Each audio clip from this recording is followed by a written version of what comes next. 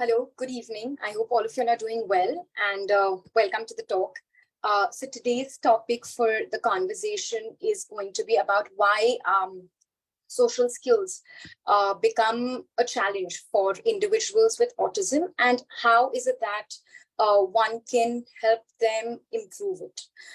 So now when I talk about social skills typically do not really just mean communication or being able to interact with your fellow mates or being able to understand the acceptable social norms or, okay, I should behave this way or I should behave that way.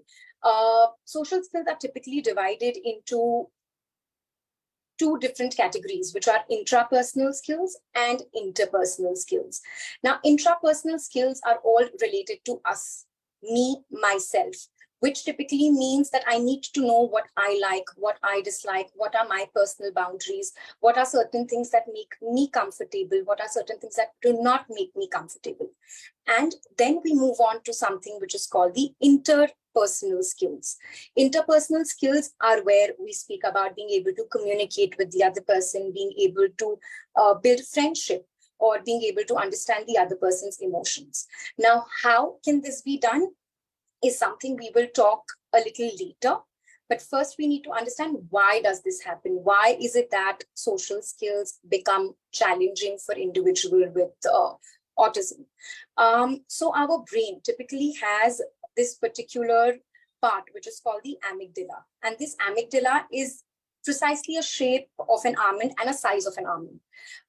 Now, this amygdala is basically involved in processing of the fear and processing and understanding emotions. Now, with children or individuals with autism, this particular part of amygdala is enlarged. So it is not the size of an almond, but it is bigger than that.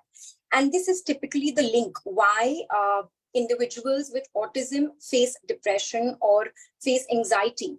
Har choti cheez, everything that is small overwhelms them. Like it could be a change in any experience, it could be a loud noise, it could be any first time experience. It overwhelms them. Unko bahut anxiety ho jati hai. And this is the reason why they find interacting with other people a challenge, right? Research also says that when individuals, let's say a girl who has autism and a boy who has autism, there is a difference in the enlargement of their amygdala. Boys may generally jo middle part hota hai amygdala ka, that basically enlarges, wo bada ho jata hai. और ये middle part of amygdala जो होता है वो anxiety के related होता है और जो हम social behaviour, correct social behaviour कहाँ करना है उसके रिलेटेड होता है. तो क्योंकि उनका वो मिडिल पार्ट एमिगडाला का is enlarged, they find it difficult to control on their anxiety and they find it difficult to detect the right kind of behavior that they need to socially portray when in a social setting or when around people. And in girls, the left part of that amygdala is enlarged. That's the part, which gets affected. And that particular part is again related to anxiety disorder. And that is also related where the communication becomes a lag. So for girls, typically communicating is more difficult than for boys, right? But for boys, them being able to portray the right kind of social behavior becomes a challenge. Now, how is that we can work on this? How is that we can work around the entire part where we can work on social skills? So as I mentioned earlier, step number one is to work on self, apne khud ke intrapersonal skills. So we have to basically teach that individual with autism to work on himself or herself.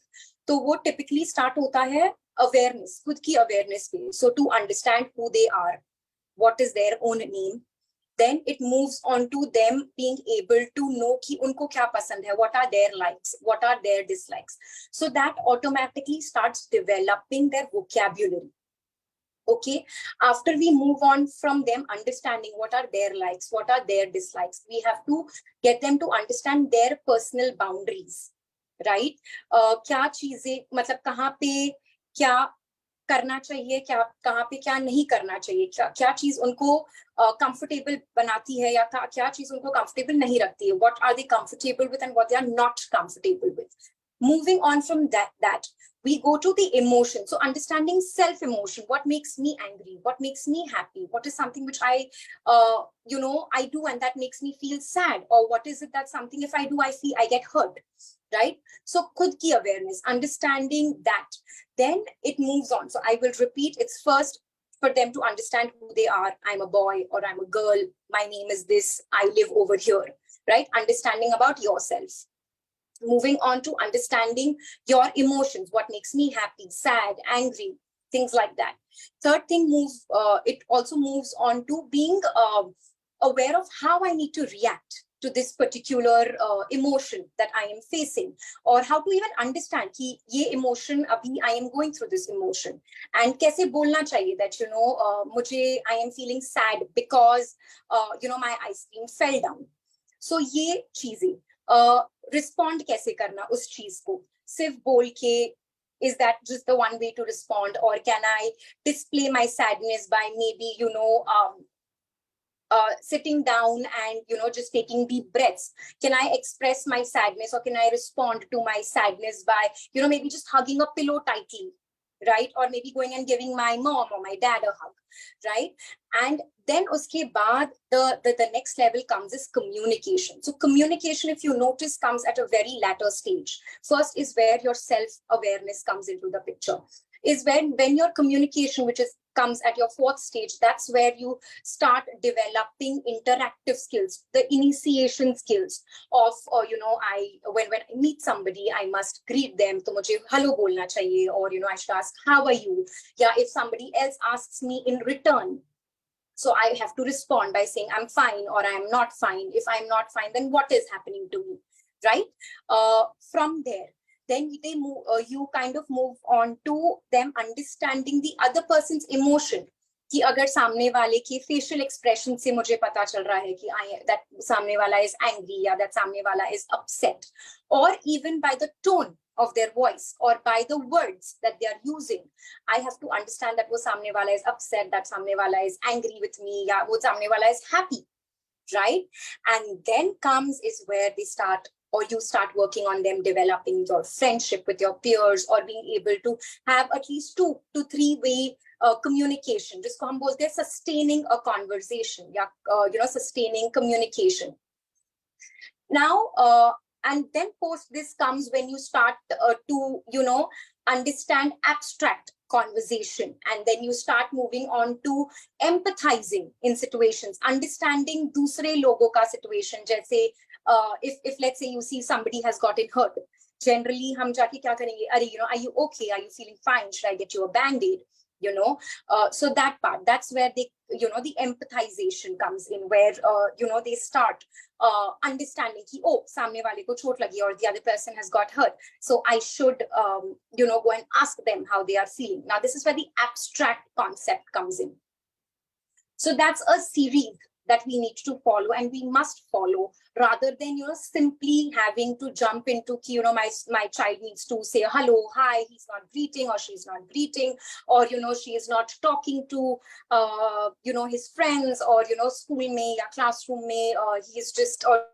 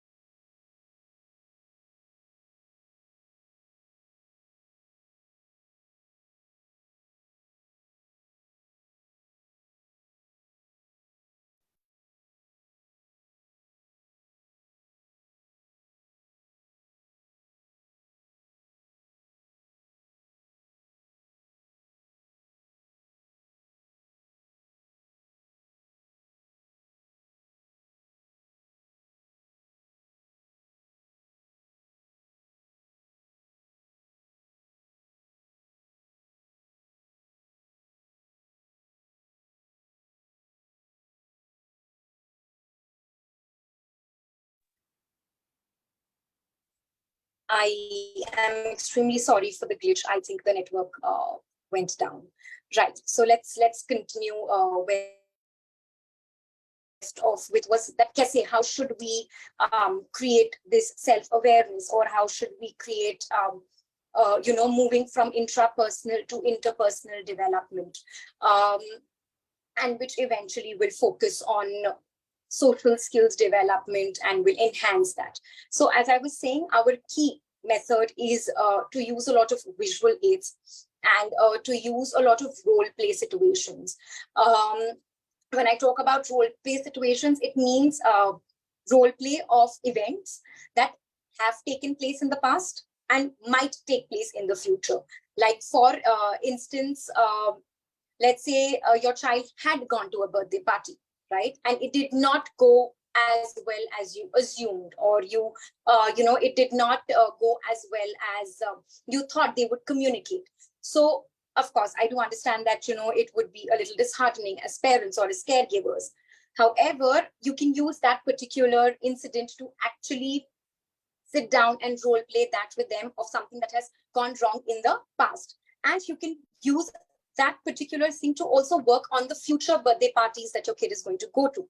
So to begin with, you can first start off with showing them images of things that, they will see at a birthday party. So it could be decoration, it will be cake, it would be they would meet a lot of friends. It would be that, they would see games, they would meet unknown people. So those are certain pictures that you can show them if it is possible, and if the birthday party is at let's say a public place, which could be a park or could be a play area, and if you can probably show them a picture of that, that would be fantastic, right? That would kind of give them the awareness of the environment that they are going to be in. However, if that is not, I do understand that this is not always possible in each and every situation. So what you can typically do is at least to the smallest step, show them, basic pictures of a cake and the decoration that would typically be there at a birthday party. Post those pictures, you can enact, how would it be that when they would go and meet them? So you could teach them you can role play the greeting, how you greet your friends, how you go and wish somebody, how, you go if there is somebody sitting, how you don't sit very close to them or how you sit far away from them. You can also make them aware of that there would be noise. And if there is noise, what is it that they can do? You can show them and you can role play with them that you can cover your ears, or you can, go and speak to an elder and tell this elder that, it is loud. Can I sit inside? So these are certain verbatims. Verbatims mean certain dialogues, which you can also give them prior. I understand that this is sounding too much. It is sounding as a lot of work. It is also sounding too much at once. But this over period of time and over practice is definitely going to help them be more comfortable the next time they go. So 3 steps, things that they see, that they could see at that place, situations that could be there, like there could be a loud noise, or there would be children playing, and how can they approach the children, how they can go and say, may I play with you? So very short sentences to begin with, right? You do that role play, you do it multiple number of times, you become the child first, and your child becomes the friend, and how you would ask the question, and then you role reverse. This is what we call the reversal of role, where then you become the friend and your child is actually your child, and he asks those questions. And then the third thing are certain verbatims, certain verbal clues or questions or replies that you can, get them to learn, right? So I would suggest, don't just do this verbally, but write it down somewhere so they can view it every single day, right? So these are, that is one step of going. That's visual clues, and it is role play. The second way, or the second step, I would rather say, is also sometimes what happens is, in spite of explaining the children why must we say hello, or why must we ask how are you, or why say probably we must go and talk to somebody. They might not do it, or they might not want to do it also, because sometimes it typically forms a habit to not do it, because sometimes how people end up saying, "Arey koi baat nahi, nahi bol raha hai, rehne do, don't force him or don't force her." Of course, you don't have to force him or you do not have to force her. But what you can do is you can put that down as social rules. You can make a list of social rules, and let's say your social rules can be say hello to the uncle, or say hello if somebody meets you, or shake hands and ask how are you, or in some cultures, if touching feet is a norm, you can touch, you can put that as one of the social norms, right, or social rules. And when you put that down as a rule, you can tell your you can put it out to your child that agar you do this, you can use it as a positive reinforcement, right? And this positive reinforcement doesn't necessarily have to be like small treats, or you have to give them something, but it could typically mean that, okay, we can go down for let's say you get additional 10 minutes of free play